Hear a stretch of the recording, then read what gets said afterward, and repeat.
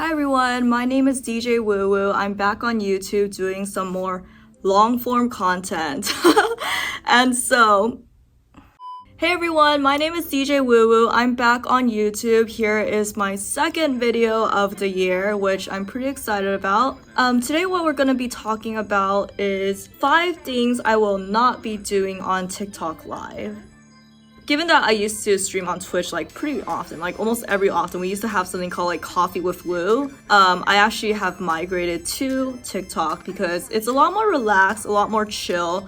The setup isn't as intense as before. I'm not really using like OBS. And overall, I'm finding it really positive so far. I've been doing it for the last like 2 to 3 weeks and I'm really enjoying it. So here are the 5 things that I am not going to be doing, just a FYI. And I figured out I should just make a video of it. So stay tuned. Back in the day, there were things that I didn't know when I started streaming on Twitch that it would have been helpful if I knew that stuff. But because going on TikTok Live is almost like my second or third chance at going back to live streaming, I figured that based on what I've known from streaming before in the past 2 years, I could carry some of that knowledge when streaming onto TikTok. And that's actually what I'm on a lot more on TikTok Live now. And I actually stream most mornings. There's some evenings that I do as well, but it's been really like a breath of positivity, I would say. I'm actually really enjoying my time on TikTok Live. Alright, so first thing I'm gonna call out that I'm not gonna be doing on TikTok Live is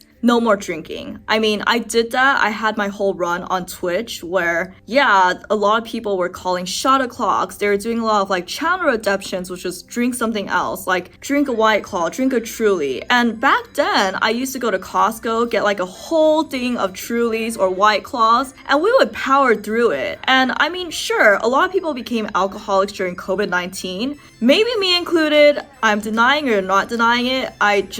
Honestly, I just don't drink anymore, or I try really hard not to drink anymore. Alcohol is not gonna be like my crutch that I'm using because I'm so nervous for a live stream. But because I've been doing it since 2020, I don't really feel as nervous as before. Back then, it was all the anxiousness and the nervousness that prompted me to drink and to do some stupid things, make some dumb decisions, and react really non-proactively, react not really well. So I'm glad to say that I am gonna be sober from like anything when I stream now, because honestly, just streaming sober is awesome. Like there's not really a need to like hide behind a crutch like alcohol or like some anti-anxiety thing, because at the end of the day, after 2 years, I've gotten a lot more comfortable with just going on streaming. It's just gonna be about more for fun. Like, I'm not gonna say it wasn't really fun times. There's some good stories out of it. Like, I fell asleep behind a DJ booth, my own DJ booth, because there was too much to drink. There's this one time, so I used to even go to Costco for like the vodka, huge sizes of vodka. And then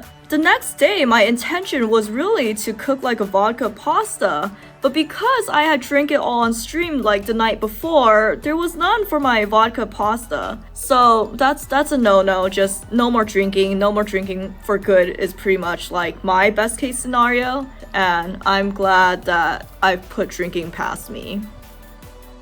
So second thing is gonna be boundaries. So this is what I'm gonna do a lot better as I'm on TikTok Live, is just better boundaries. I feel like I definitely was not really good with that on Twitch. Almost a lot of people could have like access to talking to me or stuff like that. I mean, I have a Discord, so there's a Discord for that where we can play community games like play Jackbox and stuff like that. But on TikTok Live, I really want to do better with boundaries and not be like a pushover. For instance, song requests. On TikTok Live right now, I do about like 80 to 90% of the songs just because I can, and because right now people are requesting great things like, you know, the typical Bad Bunny. As I'm getting ready for like an 80s 90s gig, people are requesting some good stuff that fit the theme, and because this one requester was actually a prior DJ. But as we're doing this, like, I just want to remind you that I don't really like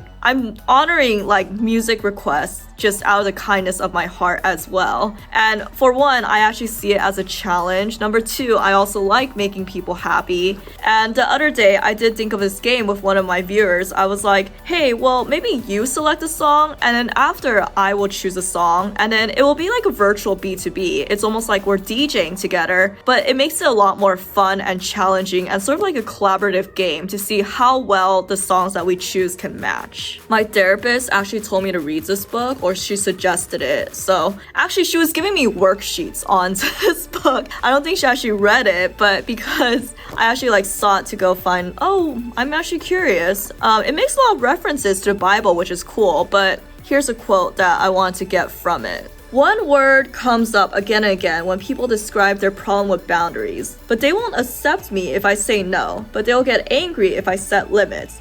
But they won't speak to me for a week if I tell them how I really feel. We fear that others will not respect our boundaries. We focus on others and lose clarity about ourselves. Sometimes the problem is that we judge others' boundaries. We say or think things such as this. Okay, it's gonna end there. I'm not gonna like say more, regurgitate more of this book. But I mean, I think like previously I was thinking, okay, well, what if someone is upset that I won't play their song? Or what if someone says, is upset that I don't respond to their messages? I'm gonna do less of that, less people pleasing, because in the end, it's just really unhealthy. And at the end of the day, TikTok Live is supposed to be just for fun. You know, the topic came up too recently. They're like, well, why don't you do a 24-hour stream? And back then, like, that was my thing. Like, sure, the longer the stream, the better. It's like, I'm so competitive. I'm so hyped for this. But at the end of the day, I'm like, look, I have a full-time job. I sleep by like 10 or 11. I wake up at 5:30 for like my morning routine to do my journal, my meditation, my gratitude journals, all that. I have a life outside of this stuff, and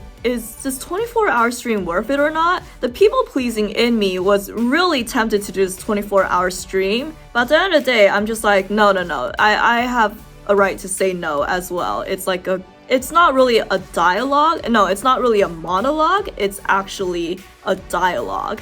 My Twitch channel once got so messed up where it's like one moderator that I had, he had allowed all these like really bad crass words that were totally not my thing. And it was originally banned by Twitch to like have all these words, but he had made like an exception for these words. And then when I just made the final decision one day to like reverse all of that and overrule that, I was like, oh my god, this is like some crazy like cleaning up that I had to do. And I don't know, like for some reason, I still felt really bad for like unmodding this mod, but there wasn't really a reason I should have felt bad because in the end, it's my channel, I'm the host. There's no explanations for what I have to do for my channel. It's actually definitely something I'm still working on, hence why I even have this book. But I'm actually not really good at this stuff because I know at one of my gigs, like there's this drunk girl kept on requesting the same song. She was also like really close to me at the DJ booth when I kind of like wanted her to like give me some space. Then a bar owner, he asked me, hey, is she being toxic? You know, it's your show, so like, I guess in the end, he said I should be better with like defending myself in my little personal space of a DJ booth. But yeah, it's a work in progress. So this is definitely something I'm working on a lot better than before. Like just a few days ago, someone walked into my channel and was like, you're playing a pre-recorded set. And I still get offended because people think I do that. Or like someone that's a troll would just think that I'm doing that because sure, like if I wouldn't be train wrecking if I was playing a pre-recorded set. So these people just come in and then they say a lot of these things and then I don't really know. I guess I have to let my ego like not get in the way and try to like fight back or something like that. But it's just taking things personally because I guess it's like more of a reflection of what others have to say and what others are like doing and I don't really have control over what they say. So I only have control over what I do and how I react. So it's stuff like that. And I guess just taking things personally, I just should do less of that in general. So that's what I'm gonna bring to my like live streaming when I do TikTok lives, just less of this taking things personally. I remember before, maybe on Twitch, I would get a haircut and people would make comments on it and you hear one bad comment and you're like, oh, my life is over. Well, okay, it's not that too bad, but then it's like, oh my god, I can't stop thinking about what he said about my hair. And one time, what was really funny is I had gotten like a haircut, and I actually thought that someone was talking about my hair, but they were actually talking about one of those things when Twitch goes offline and then they have their like hair like this, or like they're making this kind of expression. So it was really misunderstood, but it's just, I just need to do less of that, taking things personally. Everyone's gonna have their opinion, and they deserve the respect. Like, I should be respectful of other people's opinions as well. But when an opinion becomes like harmful and like intentionally harmful, that's where I think it crosses the line. But at the same time, to be a better person too, I just need to stop taking things personally as well. You know, I've actually heard stuff like, why don't you change your hair to blonde? Why don't you DJ in a bikini? Why don't you like tell more stories on stream? Why don't you do this? And it's like, hey, at the end of the day, it's my show, right? I think I get to call the shots on what's on my show. So I just gotta like ignore that. That's pretty much what it comes down to, and just focusing on my DJing and my show. It's not comparing myself. I was so bad at that before, and just going on Twitch, comparing myself to other DJ streams. Why are my numbers so much more lower? Why am I just doing so bad? And it was just too much for me, and I really don't want to get into that again. I just figure I just want to be really chill with TikTok Live. Okay, sure, another streamer that's another DJ might have a lot more higher numbers. I don't want to just keep on looking at the number, because even though there's might not be like a high number, like there's always someone, everyone counts as a number. So I don't know how to best say this, but I did go to high school, in like a pretty competitive high school, where you actually had to take a test to go in.